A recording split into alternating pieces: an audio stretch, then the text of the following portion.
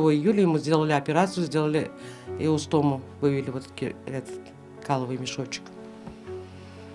Потом отправили на химию. Каждые 2 недели принимал химию. Вот 8 или 9 химий прошел.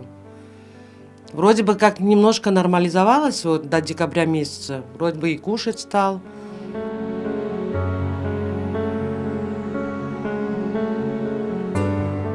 Пока вот до 10 января вот этот КТ ждали, у него начался, оказывается, лимфоузлы увеличиваться с левой стороны почки.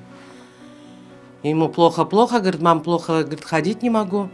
Потом вот эта левая нога стала отказываться. И вот когда после КТ его срочно отправили в урологию Новую Семашко. Вот там 3 недели пролежал.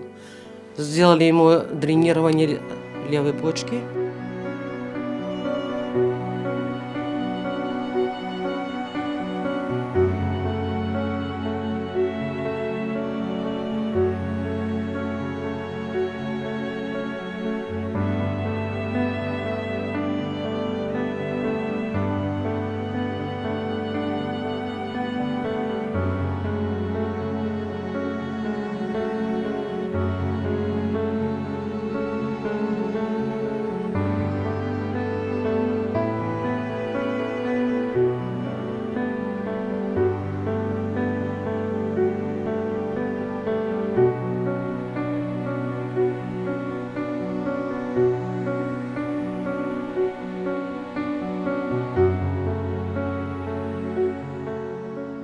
Урметли джемат, по мере возможности, как можете, если сможете помочь, помогите, пожалуйста, молодой семье.